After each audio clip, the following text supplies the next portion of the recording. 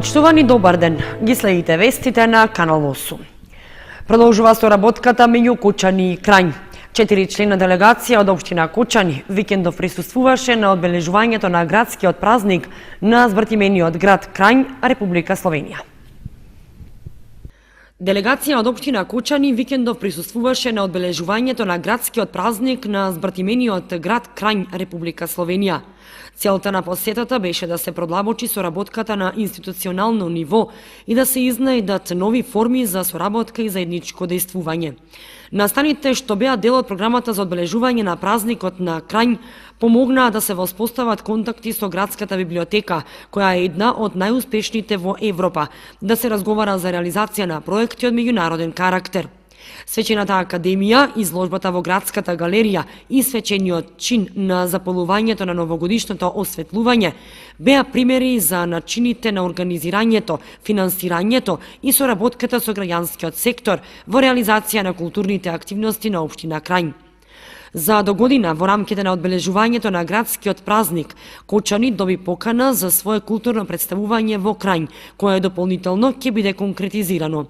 Соработката меѓу општините Кучани и Крањ датира од 2007 година, при што досега Кучани има добиено противпожарно возило како донација од противпожарната единица на Крањ за нашата единица и во 2014 година комунално возило Дигалка, донација од приватна компанија наменето за потребите на комуналното јавно предпријатие Водовод.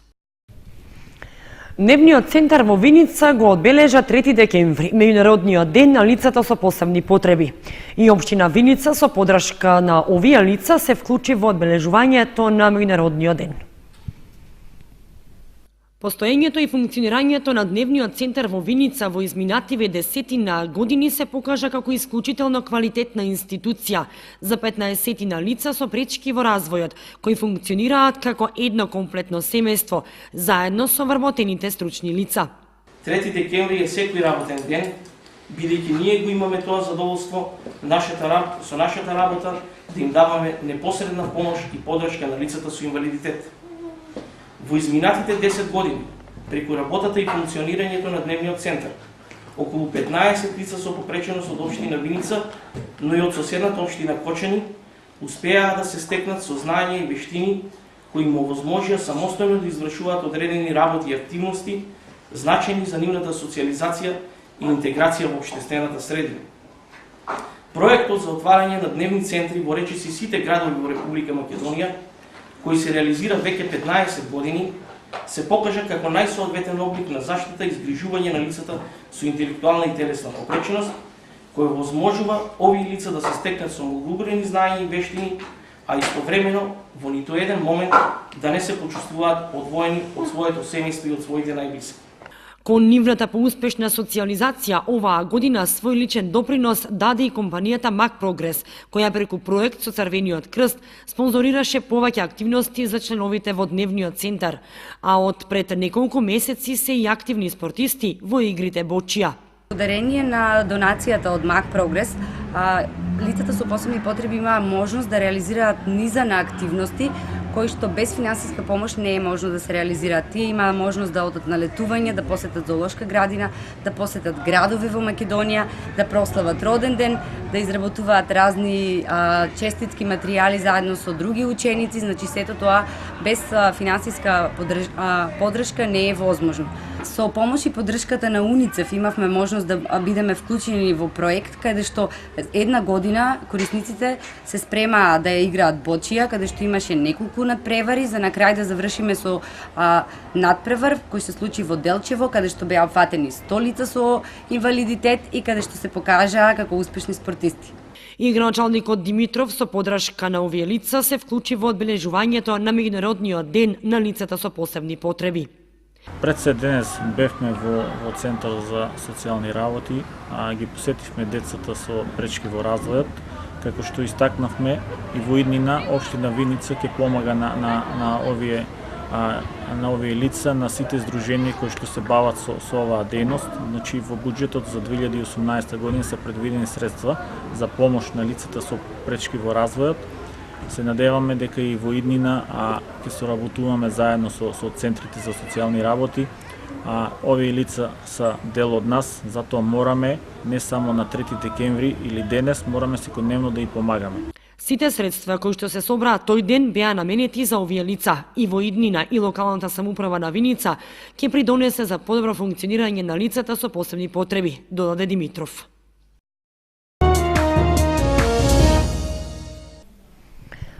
Четврти и последен форум се одржа во Кочани во рамките на проектот Здружени сили за заеднички интереси, на кој беа донесени конкретни заклучоци за решавање на одредени проблеми во делот на инфраструктурата, животната средина и образованието. По реализираните 3 форуми кои што се одржаа во рамките на проектот Здружени сили за заеднички интереси, во Кочани се одржа и четвртиот и последен форум како дел од овој проект. На средбата се дебатираше околу конкретните проблеми со конкретни решенија во 3 претходно идентификувани области: комунална инфраструктура, животна средина и образование. Во сите 4 форуми се дискутираше за проблеми и приоритети во ромската заедница, при што беа изберани 3 приоритети на делување, односно образование, животната средина и комуналната инфраструктура. И во таа насока дававме конкретни препораки и приоритети како да делуваме и која е најприоритетна област.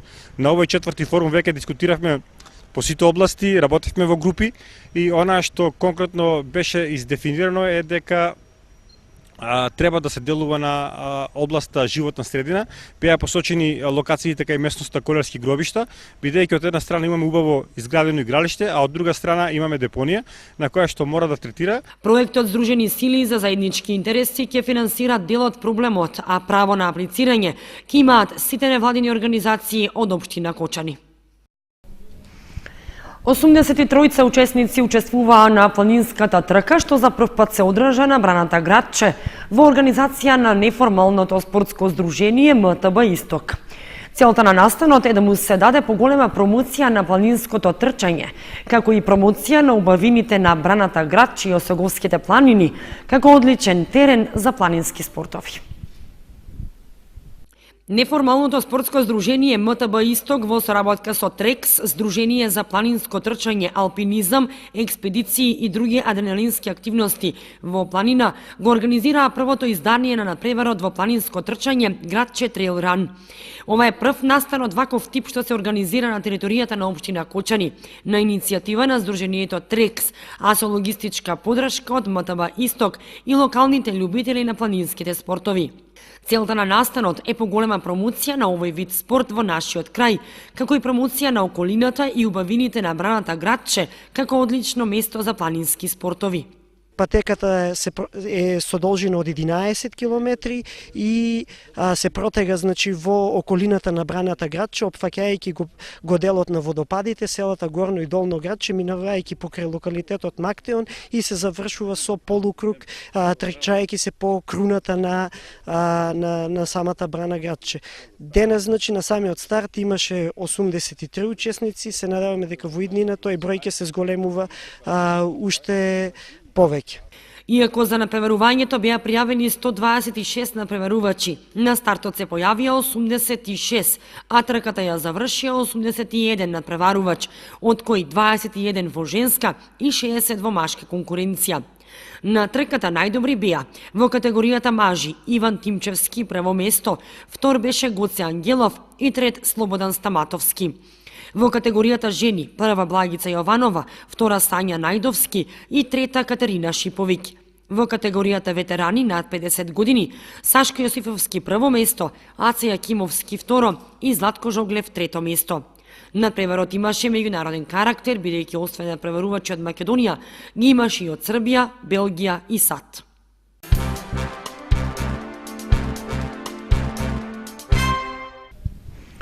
Со утрена богослужба и света божествена литургија, храмот Свети Великомачени Ѓорѓе во Кочани го одбележа празникот Воведение на Пресвета Богородица, или познат кај народот како Пречиста.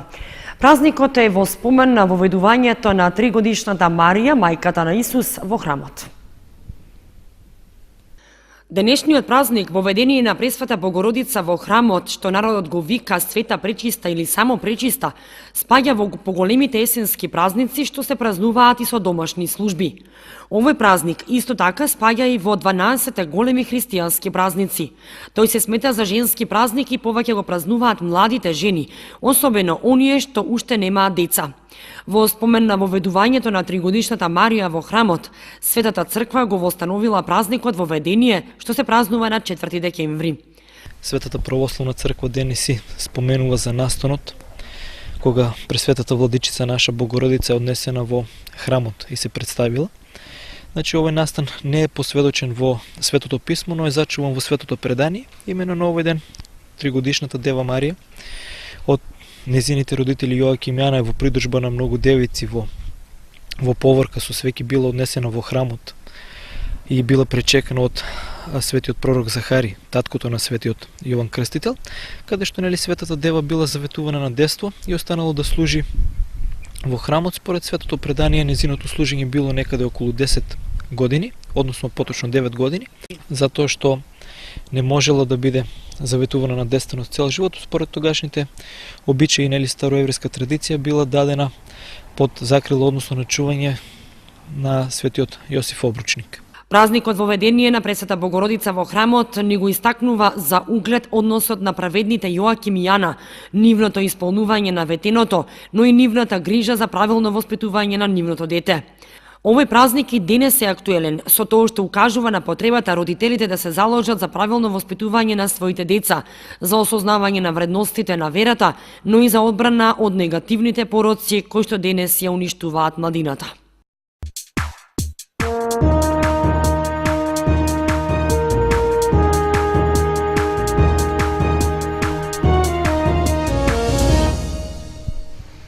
Следуваат информациите од спортот.